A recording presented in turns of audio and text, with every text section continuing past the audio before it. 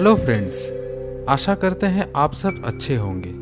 दोस्तों, महाकाश विज्ञान का एक ऐसा अंग है जिसका खोज कभी ना खत्म होगा, ना ही होने वाला है। जितने दिन बीतेंगे उतने ही नए खोज मिलते रहेंगे। लेकिन हम और आप स्पेस के बारे में कितना जानते हैं? बहुत कम। मगर हम आपको महाकाश और ब्रह्मांड से जुड़े कुछ ऐसे बातें बताएंगे जो शायद आपको मालूम ना हो। तो देखते रहिए गेन न्यूज़ का ये एपिसोड। और अगर आप इस चैनल पर नए आए हैं तो सब्सक्राइब करके नोटिफिकेशन बेल को ज़रूर प्रेस कर दीजिएगा।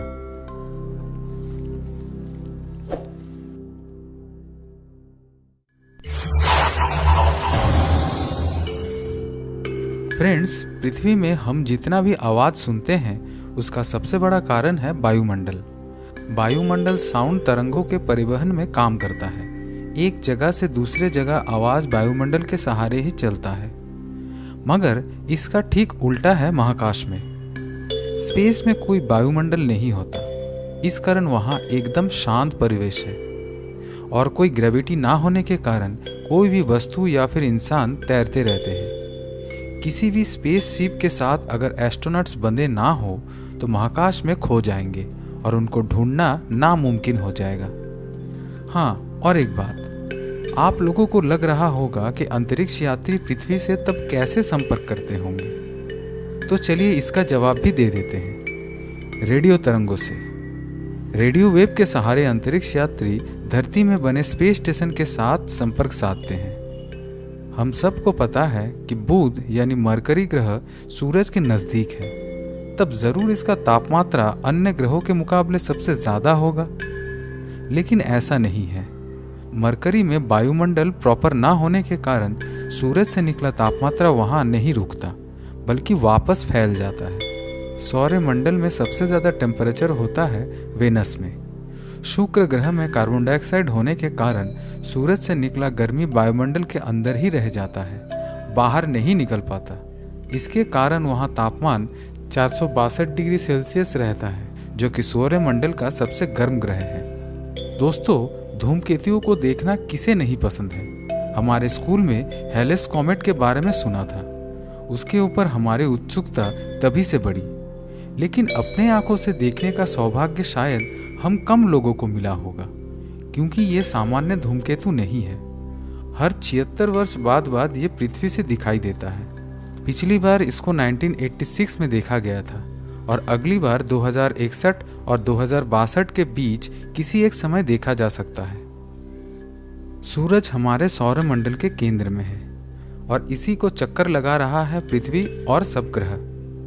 वैज्ञानिकों का मानना है कि सौरमंडल के ज़्यादातर ग्रह, एस्टेरॉइड्स और कई चीज़ें हैं जो सूरज से टूटने के कारण बने हैं, यानी ये सब सूर्य के अंश हैं। लेकिन क्या आपको मालूम है, सौरमंडल के अंतर्गत जितने ग्रह, उपग्रह, एस्टेरॉइड्स, धूल, गैस, इन सब का लगभग मिला के जितना द्रव्यमान निकलता है उसका 99% सिर्फ सूरज का ही है।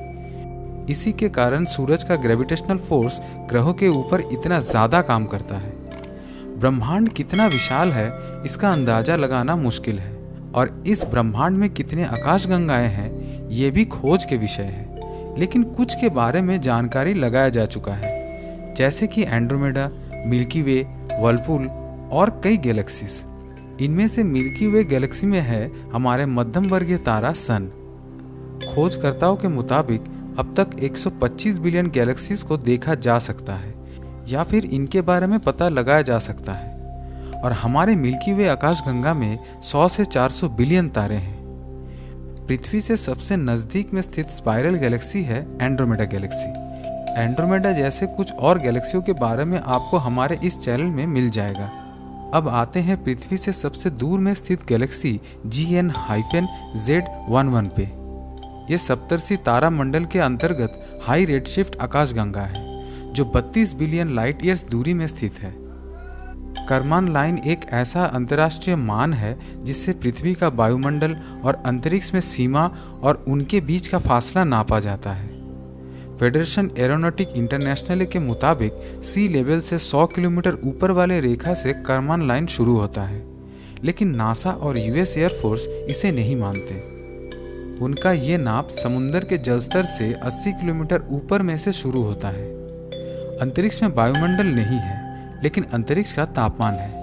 बैकग्राउंड रेडिएशन, जो कि एक इलेक्ट्रोमैग्नेटिक रेडिएशन है, उसके अनुसार स्पेस में तापमान -270.45 डिग्री सेल्सियस है। दोस्तों, वेनस को अपने एक्सिस में एक चक्कर घूमने के लिए 243 पृथ्वी दिवस के बराबर समय लगता है, लेकिन सूरज के चारों ओर घूमने में 224.7 पृथ्वी दिवस लगता है। सच में दोस्तों, कितना स्लो है ये वेनस। जानते हैं दोस्तों, अंतरिक्ष में एक ही प्रकार का दो धातु किसी भी कारण अगर मिल जाता है तो वो स्थायी रूप से मिलके एक ही हो जाता है। खगोलविदों के अनुसार अंतरिक्ष में बहुत सारे तैरता हुआ पानी का कण होता है। इनको मिलाकर विशाल जल वाष्प का जमावट बना है। तो इन सब को मिलाकर जितना मास होता है वो पृथ्वी में स्थित समुद्र, नदी एवं महासागर में मौजूद पूरा पानी के कण का जो मास है उससे 140 ट्रिलियन गुना ज्यादा है। माउंट एवरेस्ट पृथ्वी का सबसे ऊंचा पर्वत चूड़ा है, लेकिन इसका 2.5 गुना ऊंचा एक ढाल ज्वालामुखी है मंगल ग्रह में। ओलिम्पस मॉन्स नाम का ये ज्वालामुखी अंतरिक्ष का सबसे बड़ा और सौरमंडल का सबसे ऊंचा पर्वत है, जिसका ऊंचाई डेटम से 21,287.4 मीटर ऊंचा है। जियोडेटिक डेटम धरती में किसी स्थान को पता लगाने का संदर्भ बिंदु है। हीरा किसे नहीं पसंद है?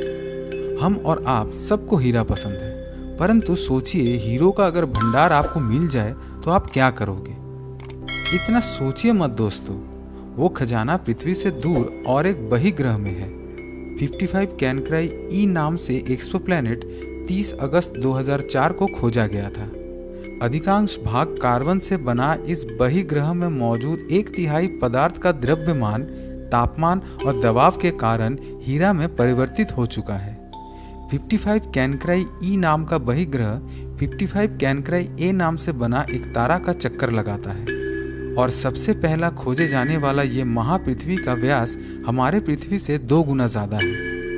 अंत में एक और मजेदार तथ्य आपके साथ शेयर करता हूँ। नासा के द्वारा स्वीकृत सूट का कीमत इतना $। है। सूट का कीमत इतना क्यों हुआ जानते हैं?